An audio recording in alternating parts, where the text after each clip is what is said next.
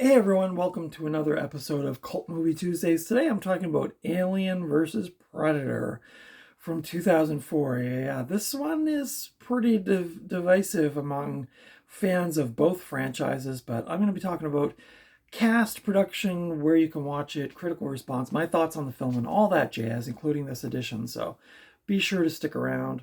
Um, yeah, so let's get right into it. This is a science fiction action horror film from 2004. It was directed by Paul W.S. Anderson, who also did Mortal Kombat, Event Horizon Soldier, and he directed and or produced most of the Resident Evil series, for better or for worse. I like those movies, but I know a lot of people, probably especially like fans of the game, not so much. But Paul W.S. Anderson did direct this film. This movie stars Sana Lathan, who was also in Blade as well as Contagion. Raul Bova, who was in a ton of movies I've never seen. Lance Henriksen is in here. He was, of course, in The Terminator, Aliens, Pumpkinhead, and probably just about a million other movies.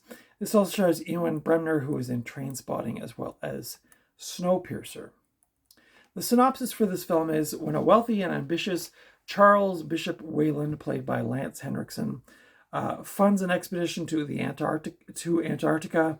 He hopes to find a mysterious source of heat that has been detected. Led by a tough guide, Alexa Woods, played by Sana Lathan, Wayland and his team uncover a pyramid, but they also find a malevolent parasitic alien. Making matters worse, other extraterrestrial species known as predators arrive and hunt the other aliens, with the humans caught in the middle of the conflict. So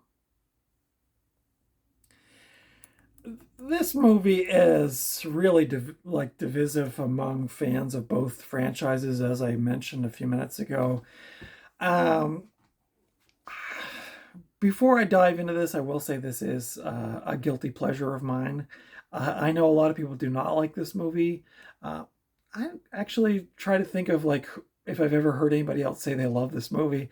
I wouldn't say I love it, but I definitely enjoy it just for what it is. It's just a cheesy, schlocky popcorn sci-fi movie. If you sort of take yourself out of that mindset, I mean, if you think of the original Alien or even Aliens, and you think of the original Predator or even Predator 2, you're talking about some pretty cool movies, some pretty dark movies, some pretty cerebral movies, lots of action, lots of intensity.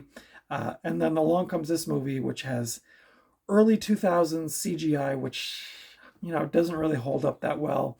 And it sort of subverts your expectations about these characters. A lot of people got really upset with this, but that's just a sort of a preamble. This is the first installment of the Alien vs. Predator franchise, the fifth film in the Aliens franchise, and the third film in the Predator franchise, adapting a crossover, bringing together the eponymous characters of the Alien and Predator series, a concept which originated in a 1989 comic book written by Randy Stradley and Chris Warner.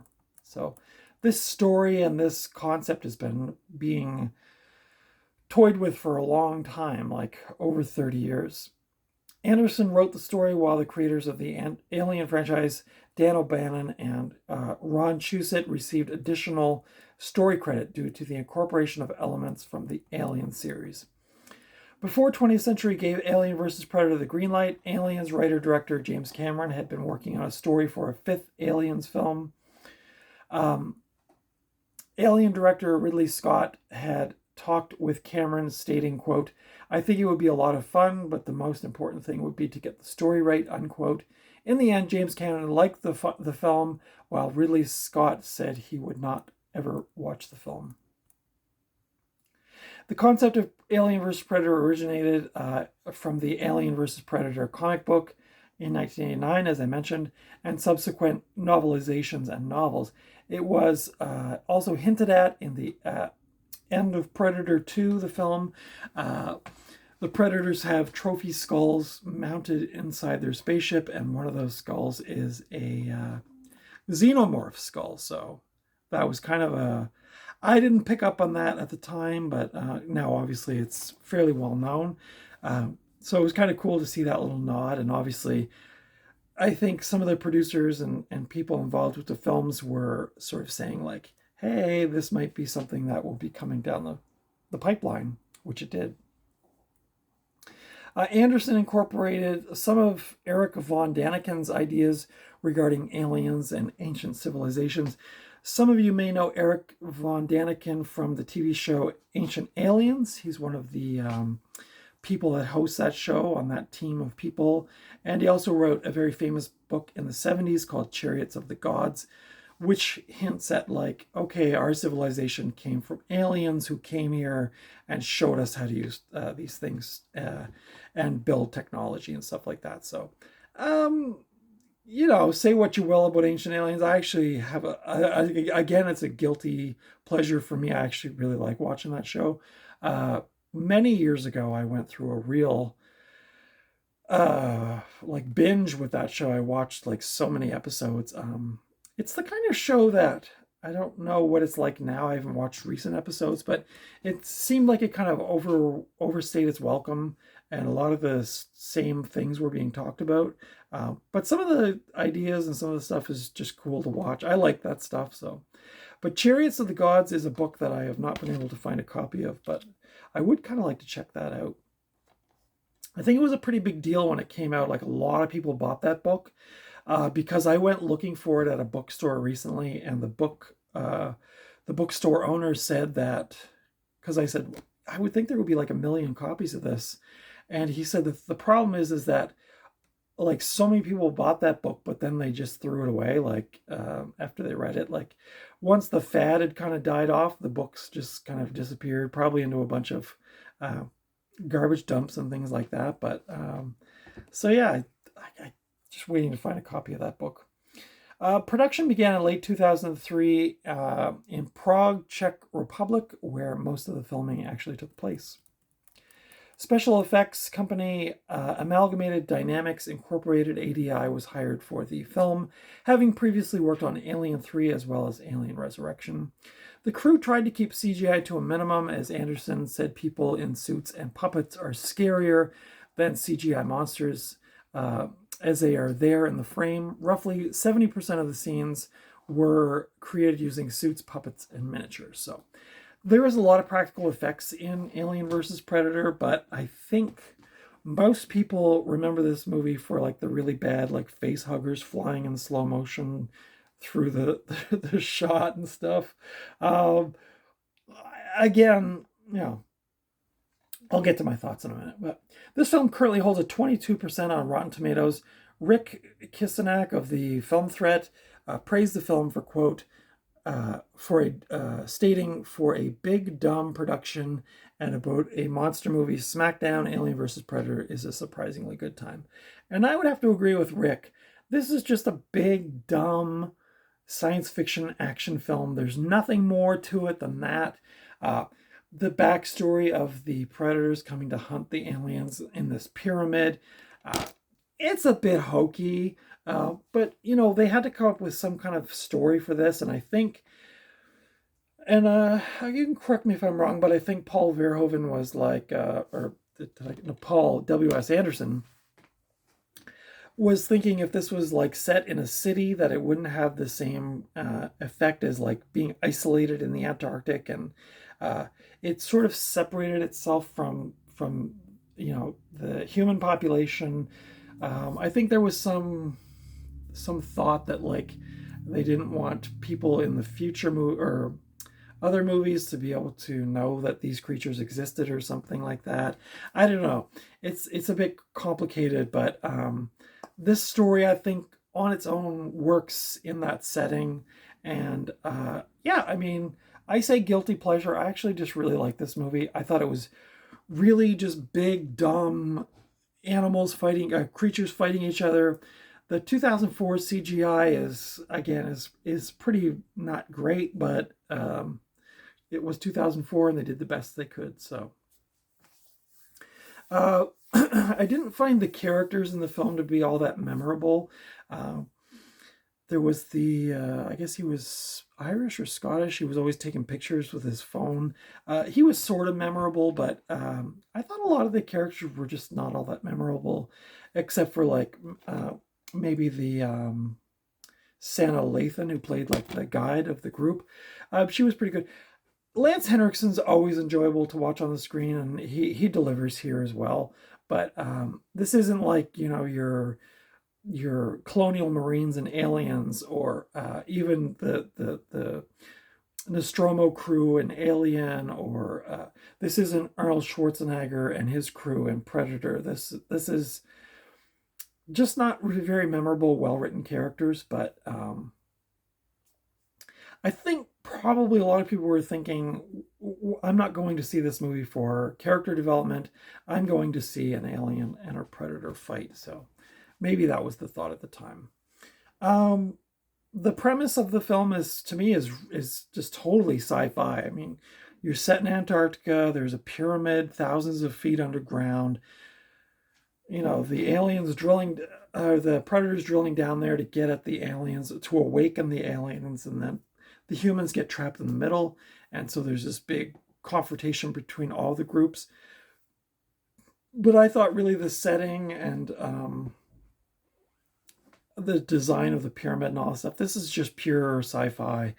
Shut your brain off and just enjoy the battle between the predator and the alien. I like movies that are set in like winter or cold places like this, so I might be a little biased. You know, I like 30 Days of Night and The Thing and Fargo, and like all some of these movies are my favorites just because of the setting. I just like movies that are set in the cold. So this one for me is like that. I love watching this movie in the middle of winter. I just pop it on and turn my brain off. I love the scene at the end where the queen, not to give it away too much, but the queen alien comes to the surface and she's just like running through the snow. And honestly, if you really like look at that scene, I think it almost looks like stop motion. I don't know if it was, but it almost crosses that line from CGI to stop motion. And I thought it was really, really cool. I was just really into that part. This edition is the 2004 DVD, which you can find this DVD everywhere. It's a pretty common one, as well as the sequel to this, Alien vs. Predator Requiem, which I only saw in the theater and never saw again. The Houston Chronicle says, Alien vs. Predator wins. The action is sudden and sensational. The special features on this film, on this version, are a full-length audio commentary with director Paul W.S. Anderson and actors Lance Henriksen and Santa Lathan. It has a full-length audio commentary with visual effects supervisor John Bruno and creature effects designer creator Alex Gillis and Tom Woodruff Jr. It also has deleted scenes, making a featurette, Dark Horse Comics AVP cover gallery, and also DVD ROM content. So it also has apparently a preview of the upcoming AVP graphic novel. So yeah, this movie is 100 minutes long. It's from 2004. It's rated 14 in Canada for coarse language and violence, and 13 in the province of Quebec.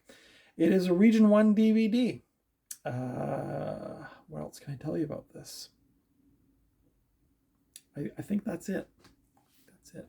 There's the back cover for you if you're a physical media person and you want to see all that stuff.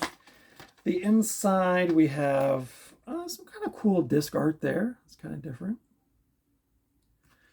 And then there's a, what is this? Oh, that's the scene selection card. It has a little image on the front of AVP. It also has a couple of other things. Now, I don't know about you, but I like when people leave the stuff inside the DVDs. This is Grab Life by the Ball and save $15. So I guess if you got save $8 by mail when you buy any two, or save $15 by mail when you buy any three of the following DVDs: The Girl Next Door, Dodgeball, The Day After Tomorrow, Man on Fire, 24 Season 3, iRobot, Alien vs. Predator, and the Daredevil Director's Cut. So, little cool little insert there. I don't know. it's usually not like anything that great, but I do like looking at that.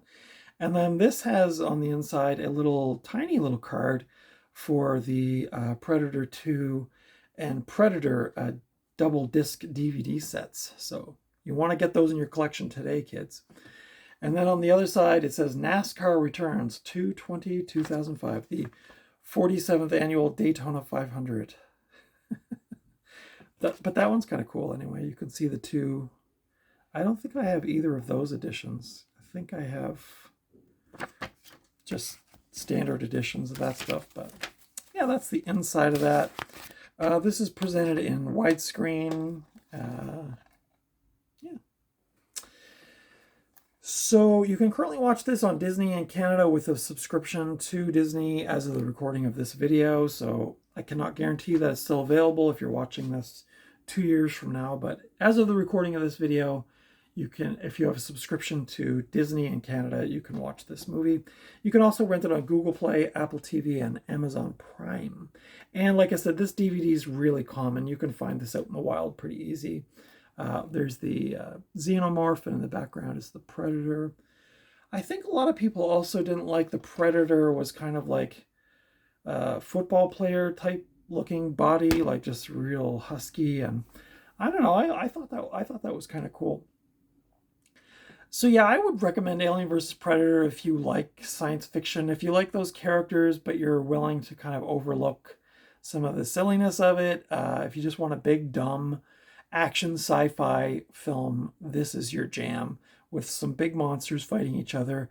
You know, it's for people who are a little more snobby about the original Aliens films and the original Predators films.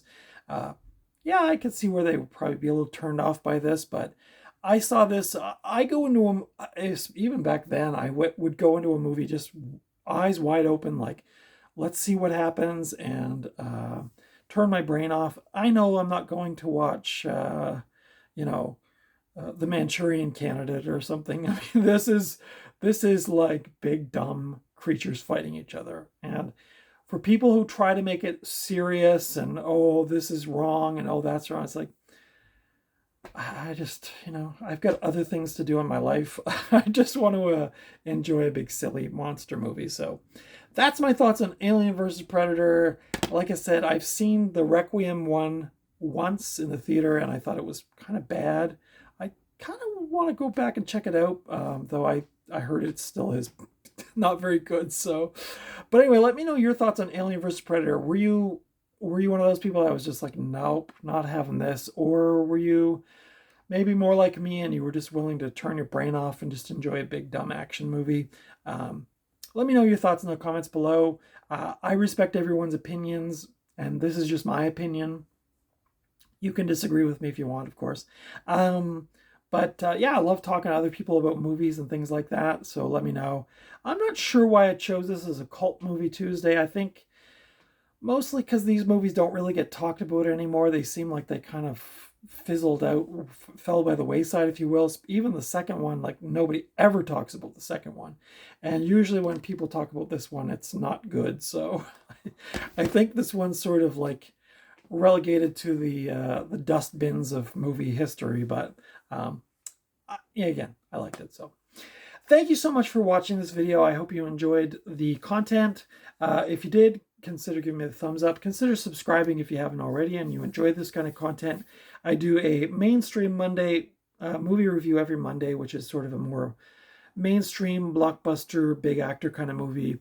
Tuesdays, Cult Movie Tuesdays. Fridays, Fright Fridays, where I do a review of a horror movie. So that stuff comes every week, and I believe I'll have a thrifting video as well this week, so be sure to check that out. Until next time, I will see you at the video store or at the thrift store or just out and about somewhere. Hopefully not in the middle of the Antarctic being chased down by a predator. But until next time, take good care of yourselves, and I'll see you in the next video.